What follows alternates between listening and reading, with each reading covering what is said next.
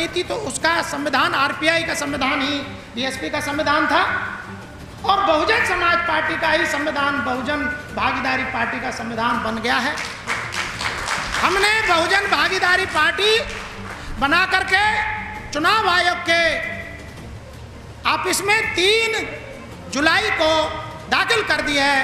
आज के बाद हम लोग बहुजन भागीदारी पार्टी के बैनर से बहुजन समाज को राजनीतिक विकल्प ही नहीं, राजनीतिक मंच देंगे।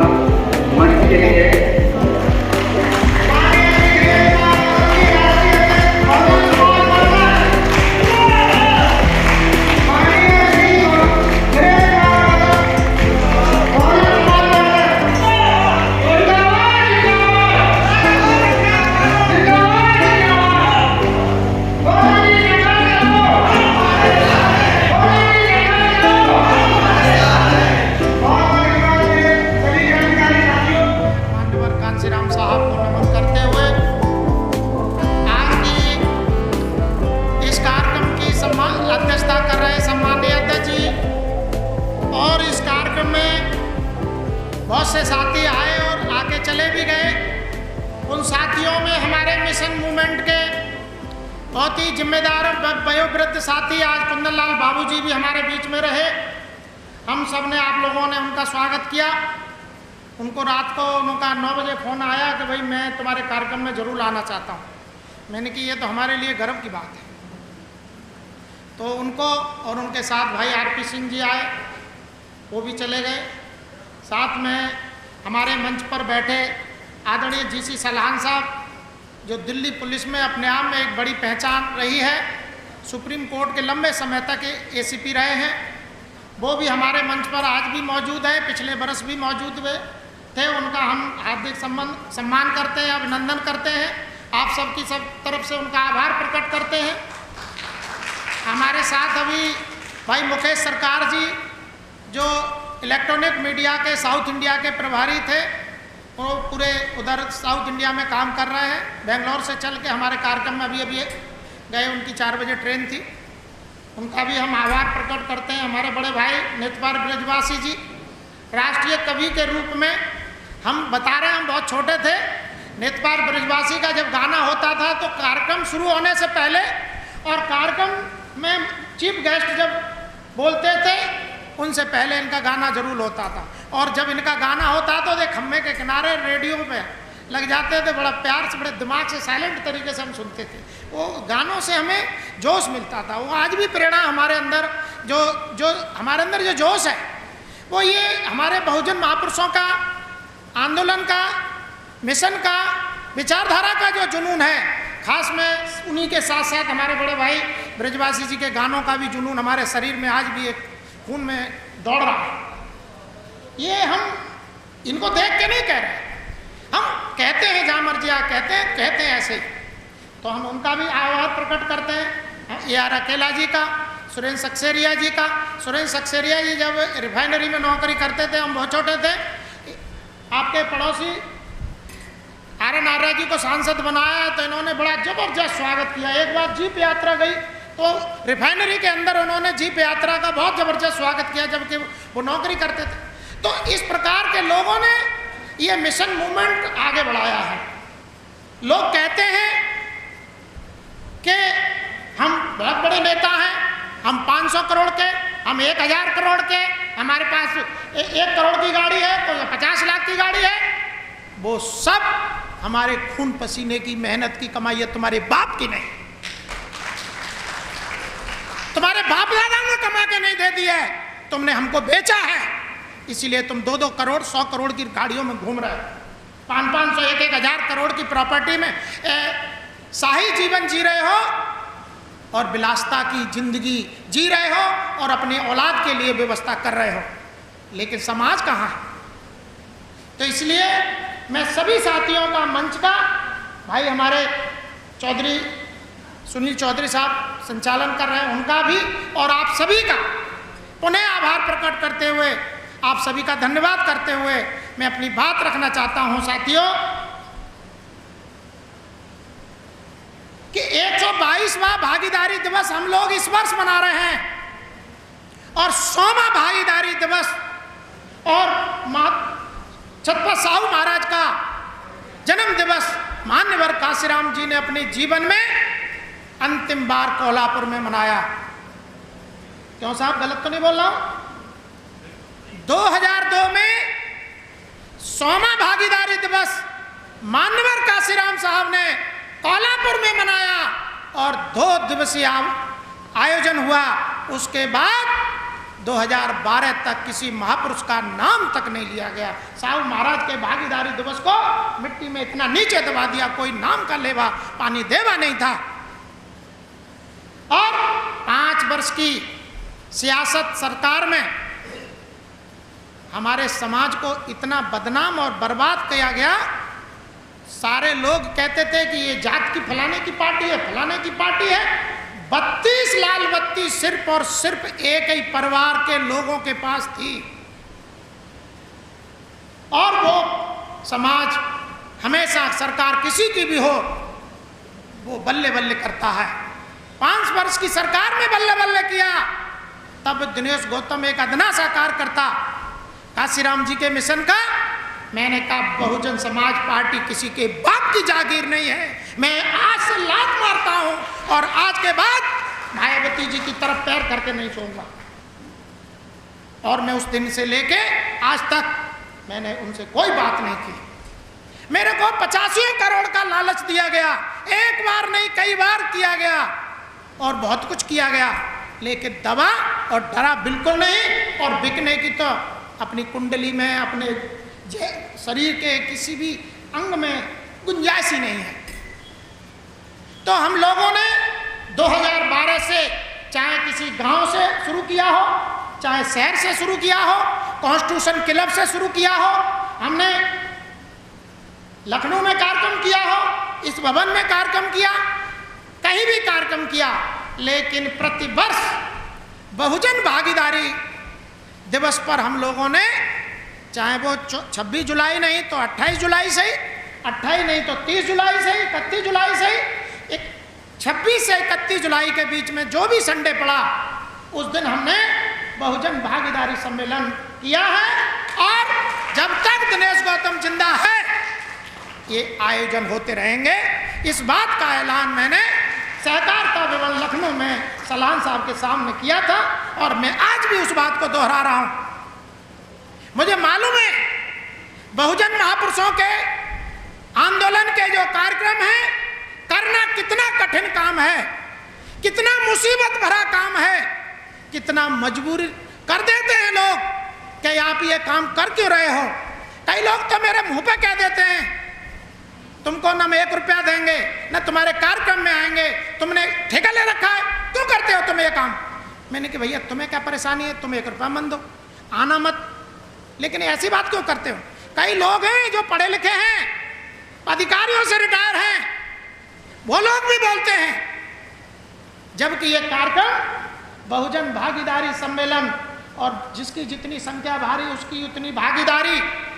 भागीदारी का मतलब क्या है, हिस्सेदारी किसमें, शासन सत्ता शासन प्रशासन हर स्तर पर, जैसे भाई ने कहा हमारे बजवासी साहब ने, हर स्तर पर भागीदारी चाहिए हमको, हर क्षेत्र में भागीदारी चाहिए हमको। लेकिन साहू महाराज के भागीदारी आंदोलन की देन, बाबा साहब ने संविधान में आर्टिकल 340, 41, 42 दिया, उसकी बदौलत ओबीसी, एससी, एसटी को और धार्मिक अल्पसंख्यक समाज को, चाहे ओबीसी के रूप में या अल्पसंख्यक के रूप में जो भी सम्मान मिल रहा है, हक अधिकार मिल पा रहा है, साहू महाराज के उस भागीदारी आंदोलन की देन है। बाबा साहब भी अगर संविधान में ये आर्टिकल लिख पाए तो इस भागीदारी आंदोलन की देन थी। उन्होंने इसका हवाला दिया। बहुत सारे ऐसे जालिम लोग बैठे थे संविधान सभा में, वो आर्टिकल 340, 41, 42 पर बाबा साहब को एक कलम चलाने नहीं दे रहे थे।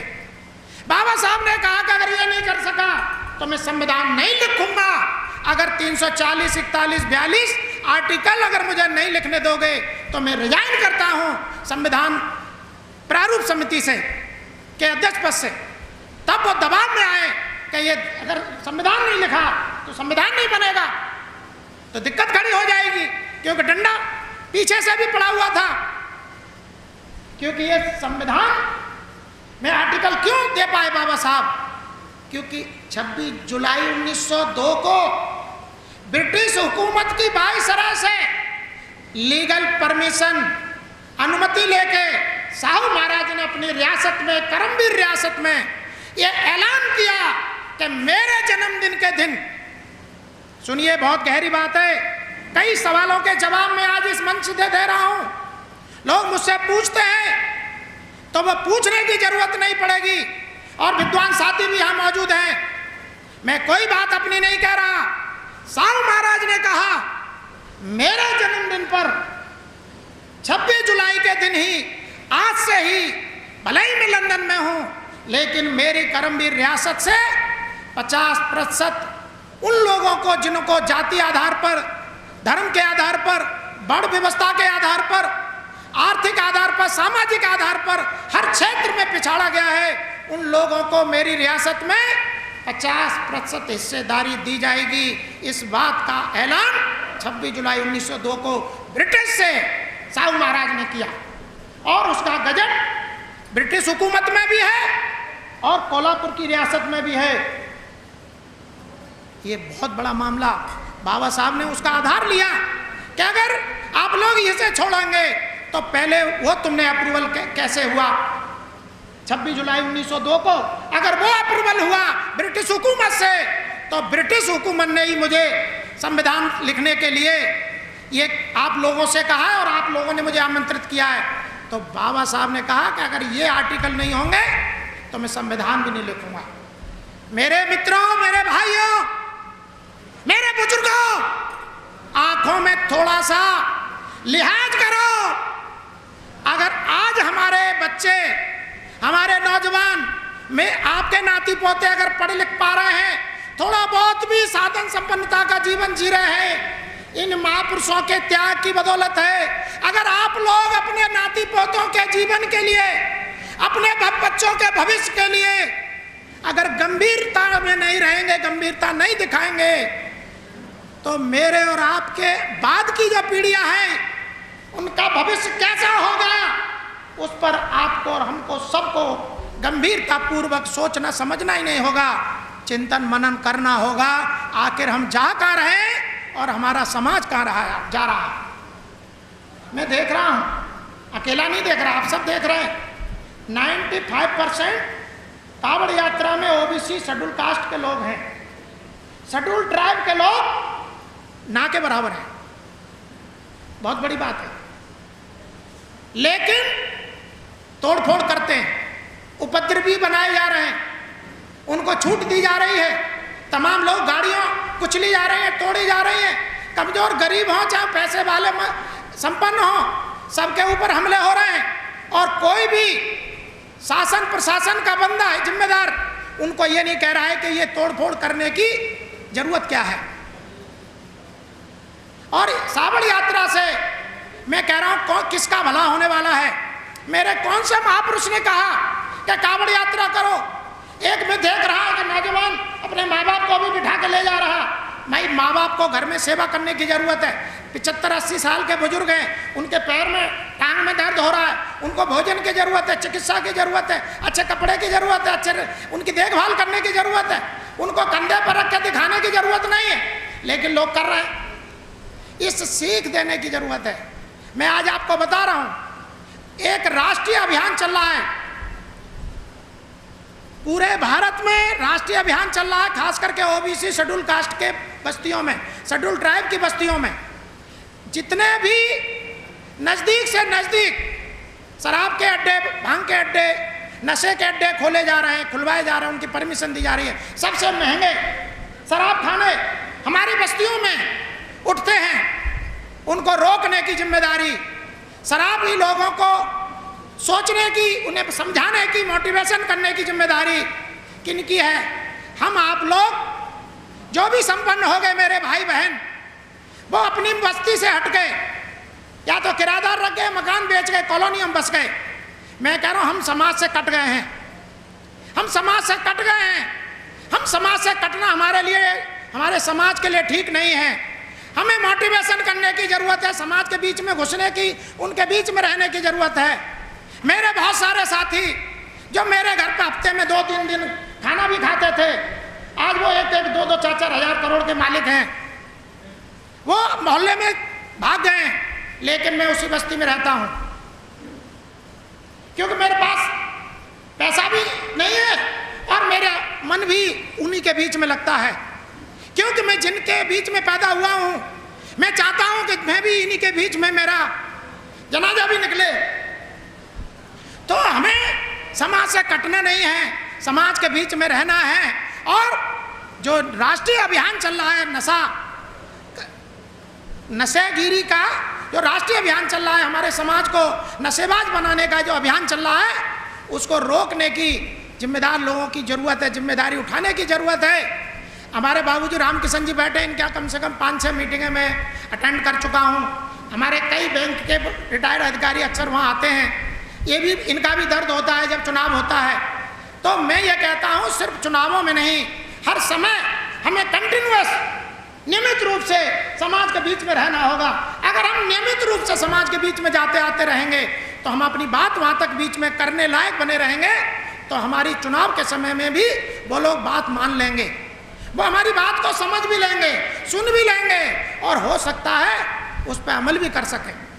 तो हमें समाज से कटना नहीं है। आज बहुत बड़ी समस्या एक और है, चुनाव जब आता है तो हमारा समाज हमसे सीधे पूछता है हम वोट कहाँ दें।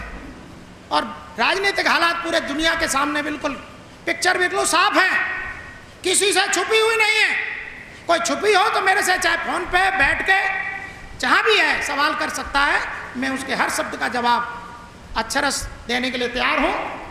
पिछले मंच पर, पिछले बरस के मंच पर मैंने इसी मंच से अपनी बात कही थी, क्योंकि हम कार्यक्रम तो हर साल करते हैं बहुजन भागीदारी दिवस पर, बहुजन समाज परिषद के बैनर से हमने कहा था कि ये जो संगठन है, ये पढ़े लिखे रिटायर्ड पर्सन जो अधिकारी कर्मचारी लोग हैं, ये मैंने उनके लिए बनाया है। आप लोग अपनी जिम्मेदारी समझिए, इस संगठन की जिम्मेदारी ले लीजिए। मैं इस अध्यक्ष पद को छोड़ने के लिए तैयार हूं। आप इस संगठन को, पढ़े लिखे लोग, जिम्मेदार लोग, इसे संभालिए और इसको बाम सेब की तरह चलाइए, काशीराम साहब के आंदोलन के लिए चलाइए। समाज में एक अच्छी और सच्ची जागरूक लीडरशिप पैदा करिए, क्योंकि अब तो समाज में जितने भी जो घूम रहे हैं डीलर हैं, लीडर नहीं है। लीडरशिप खत्म। हमारा समाज लीडरशिप में शून्य हो गया है और हमारे बहुजन समाज को उपद्रवी साबित करने के लिए बड़ी बड़ी षड्यंत्र साजिशें हो रही हैं। और अब ये जो 90-95% जो कांवड़ यात्रा लेके हमारे भाई बंधु जा रहे हैं, उनको भी उपद्रवी साबित करने के लिए कहीं ना कहीं से ऊर्जा तो मिल ही रही है। अब इन पर मुकदमे लग जाएं तो इनकी तो जिंदगी खत्म। ये किसानी करते हैं, मजदूरी करते हैं, अब ये बहुते चले जाएंगे, जेल में चले जाएंगे। तो हम ये चाहते हैं हमारे समाज के लोग बुद्धि से काम लें। बुद्धि से काम लेना कोई बुरी बात नहीं है। और अगर ये मैं ये कह भी रहा हूँ इस मंच से, तो ये भी कोई अपराध नहीं है। मैं अपने समाज को जागरूक करना चाहता हूँ। मैं कहना चाहता हूँ मेरे समाज के लोग जागरूक हों और वो काम करें जिसकी हमारी जिम्मेदारी है, हमें अच्छा लगे, खुद को अच्छा लगे। चिंतन मनन करके करो, माँ बाप की सेवा करो, समाज की सेवा करो, बुजुर्गों की सेवा करो, बुजुर्गों के मान सम्मान करो, उनकी अच्छी बातें मानो, चिंतन मनन करो। और समाज के लोगों से भी मेरा बुजुर्गों से कहना है कि आप लोग मोहल्लों में ताश पत्ते या 18 गोटी या जो भी कुछ करते हैं उसके साथ साथ उन्हें छोड़ो। समय अच्छा नहीं है। समाज में जागरूकता की ज़रूरत है, मोटिवेशन की ज़रूरत है। जितनी जिम्मेदारी नौजवानों की है उतनी जिम्मेदारी बुजुर्गों की भी है। क्योंकि आप लोग जब दुनिया से जाओगे तो क्या छोड़ के जाओगे और वो आपकी आने वाली पीढ़ी क्या करेगी, ये भी आप लोगों को, हमको सबको सोचने की आवश्यकता है। तो मैं आज आपको इस मंच से बता देना चाहता हूं कि ये जिम्मेदारी मैं छोड़ने के लिए तैयार हूं। और 2017 में इसी मंच पर पहला कार्यक्रम हमने किया था। 31 जुलाई को संविधान आरक्षण बचाओ सम्मेलन किया था बहुजन भागीदारी दिवस के उपलक्ष्य में, जिसमें फूल सिंह बरैया को चीफ गेस्ट बनाया था इसी मंच पे। क्यों सक्सेरिया जी? और ये बहुजन समाज परिषद उसी दिन से चल रही है और बाकायदा शासन प्रशासन से अनुमति लेके हम लोग हर साल यहाँ कार्यक्रम करते हैं। तो मैं आपको ये बता दूं, पिछले साल मैंने वादा किया था कि हम अपने महापुरुषों के आंदोलन को, उनकी विचारधारा को किसी भी कीमत पर मिटने नहीं देंगे, खत्म नहीं होने देंगे। राजनीतिक ताकत को भी हम लोग जिंदा रखेंगे। उसके लिए हम जल्द से जल्द विकल्प देंगे। इस चुनाव के बाद 4 जून के बाद हमने 1 महीने के अंदर एडवोकेट अमर प्रताप चले गए क्या बैठे, एडवोकेट अमर प्रताप जी से हमने मदद ली, अपने और भी जिम्मेदारियों से साथियों से मदद ली, दास जी से मदद ली, बच्चू सिंह जी से मदद ली। 8-10 लोगों ने मिल करके पूरा जो कुछ करना था लिखा चोखा करके बहुजन समाज पार्टी बनी थी। तो उसका संविधान आरपीआई का संविधान ही बीएसपी का संविधान था और बहुजन समाज पार्टी का ही संविधान बहुजन भागीदारी पार्टी का संविधान बन गया है। हमने बहुजन भागीदारी पार्टी बना करके चुनाव आयोग के ऑफिस में 3 जुलाई को दाखिल कर दिया है। आज के बाद हम लोग बहुजन भागीदारी पार्टी के बैनर से बहुजन समाज को राजनीतिक विकल्प ही नहीं, राजनीतिक मंच देंगे। महीने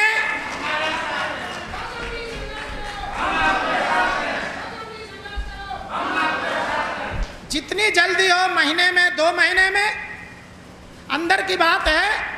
उनका कहना है कि सब कुछ अच्छा नहीं है, पहले जैसा नहीं है, बहुत कुछ उलट पुलट भी है, इसलिए नहीं इसलिए कुछ दिक्कतें आ सकती हैं, लेकिन आपकी पार्टी को रजिस्टर्ड होने से कोई रोक नहीं सकता। क्यों? क्योंकि बहुजन भागीदारी पार्टी के नाम से इस देश में कोई भी राजनीतिक पार्टी नहीं है। हमने बहुत तैयारी की। 1 बरस से जब 26 इधर पिछले साल 30 जुलाई को हमने यहाँ अपनी बात कही थी और 30 जुलाई से लेकर के आज 28 जुलाई हो गई, हम इसी काम में लगे रहे और अपने सभी साथियों से मिलते रहे, जुलते रहे। अकेला जी से भी कई बार बातचीत हुई, आपने भी पिछले बार कार्यक्रम आगरा में किया और 5 बरस हम लोग इसी उधेड़-बुन में लगे रहे। हमने कहा कि अगर कोई व्यक्ति सहयोग करना चाहेगा तो इसी में कर देगा। अगर कोई ये कहे कि दिनेश गौतम चोर है, लुफंगा है, लुच्चा है, हमारे नेता के लायक नहीं है, तो मैं उसी दिन इस्तीफा दे दूँ। आप उसे साव बना लो। भाई मुझे पद से कोई लेना देना नहीं है।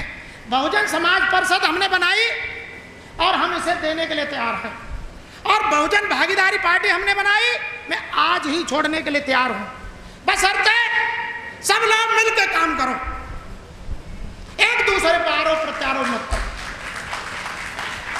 हम काम कर रहे हैं, समाज के लिए कर रहे हैं, हमारी कुर्बानी समाज के लिए है, और जब तक जिंदा है समाज के लिए कुर्बान रहेंगे। हमारे पास दूसरा कोई काम नहीं। लोग तो घोषणा करते हैं, कोई ऐसे करके काशीराम साहब की तरह कप खोल लेता है, कोई एक बटन और खोल लेता है, कोई कहता है मैंने घर छोड़ दिया है, कोई कहता है कि मैंने संपत्ति नहीं बनाई है, मैं आज ये करूंगा वो करूंगा फलाना करूंगा, बड़ी बड़ी बात है। सरकार किसी की भी हो, हम दिनेश गौतम के साथ हैं। और अधिकारियों ने, लोग कहते हैं कि हमारी अधिकारी सुनते नहीं, मैं कह रहा हूं मेरी तो आज भी सुन लेते हैं।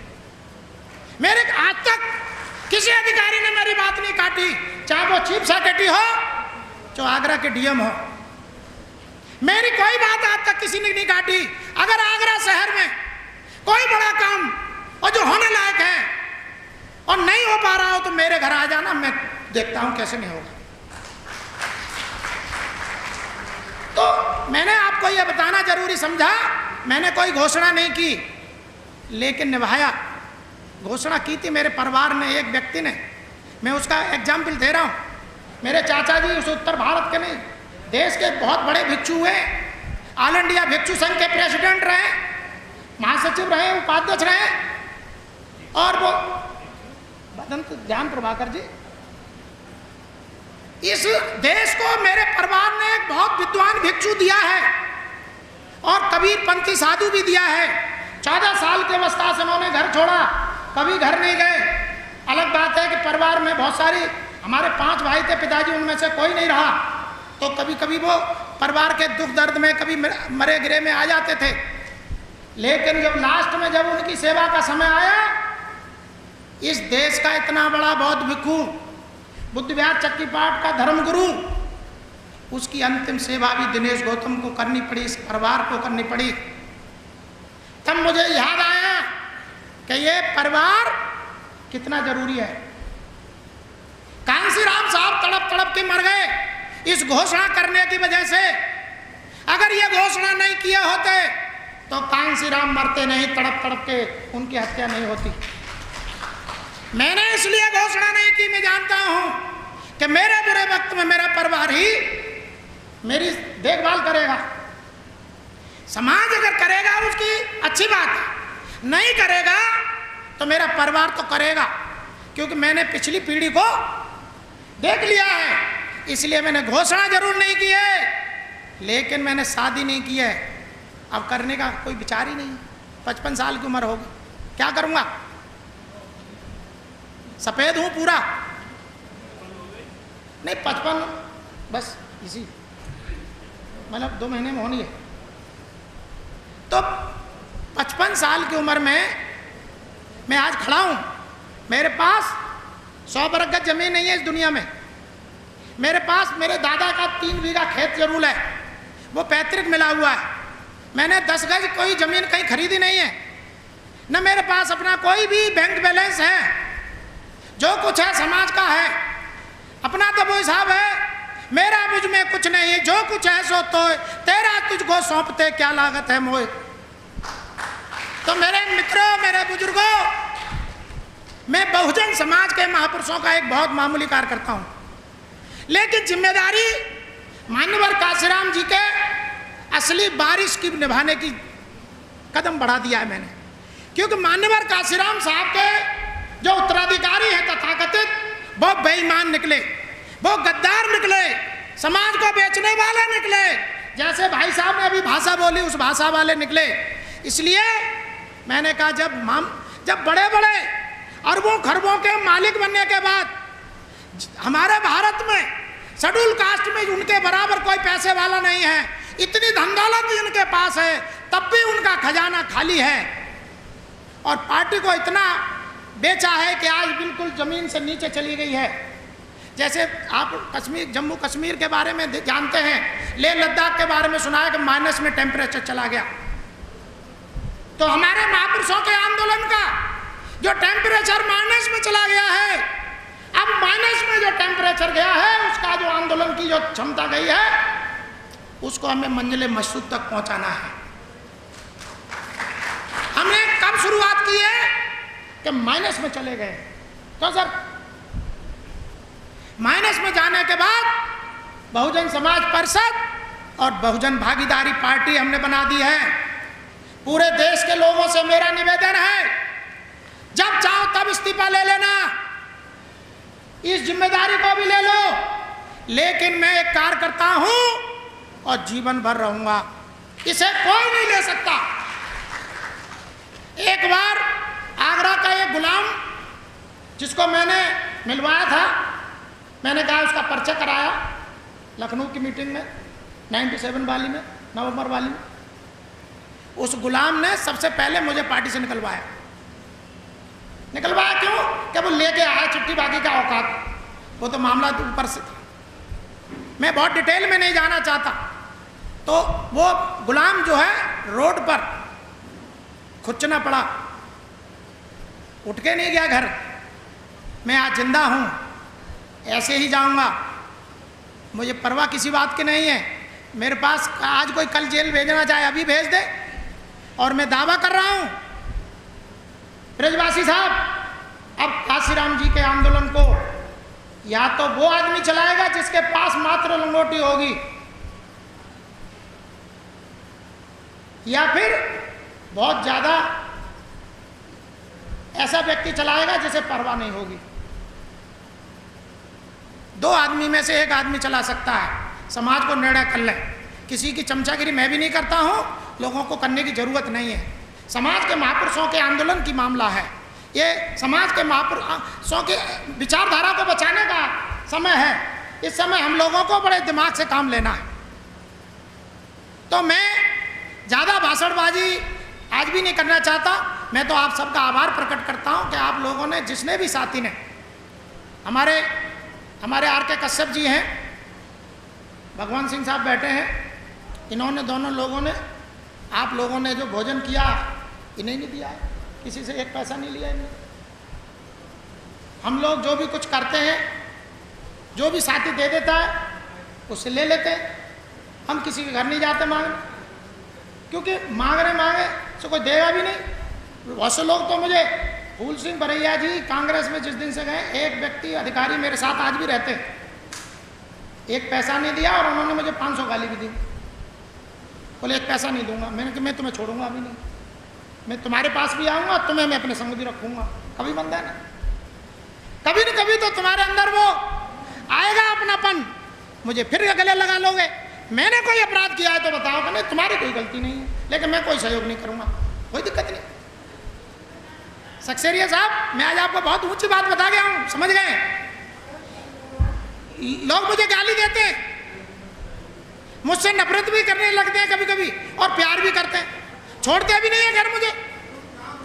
ना ना ना, ये तौहीन होगी, ये एक रिलेशन की तौहीन होती है। उनके दिल में भी मेरे प्रति बहुत जगह है, मैं इसलिए बताना चाहता हूँ। वो मुझे भी नहीं छोड़ते, लेकिन पता नहीं उनको कभी कभी या तो कोई सिखा देता है या कोई बात है, वो उठपटांग बहुत कुछ बोल जाते हैं। अब पार्टी बनाई, बोले एक पैसा नहीं दूंगा, न मैं पदाधिकारी बनूंगा, न मैं मेंबर बनूंगा। मैं कोई दिक्कत नहीं। मैंने कि क्या हमारे 28 तारीख के कार्यक्रम में नहीं आओगे? कहाँ, उसमें तो आऊँगा, लेकिन आज नहीं आए, पता नहीं। तो होता क्या है ना कि यहाँ बैठ के थोड़ा जोश पैदा होता है, कुछ करने की भावना पैदा होती है, सोचा जाओ ही मत। अब छोड़ो।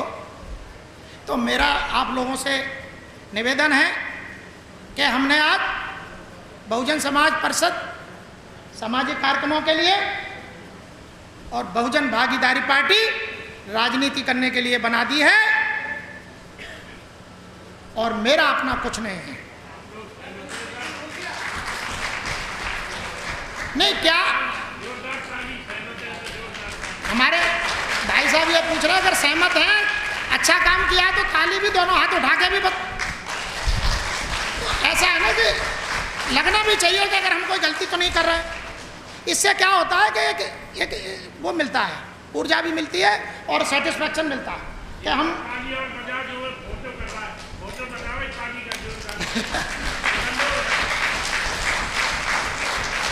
तो हमने बहुजन भागीदारी पार्टी और बहुजन समाज परिषद समाज के लिए बनाई है, दिनेश गौतम के पेट पालने के लिए नहीं।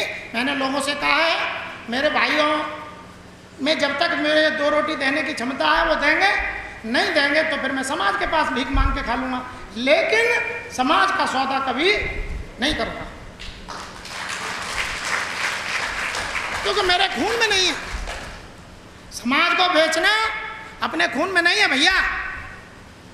अब इससे ज़्यादा अपने पास कुछ नहीं। इन्हीं शब्दों के साथ आप सभी का आभार प्रकट करते हुए और भविष्य के लिए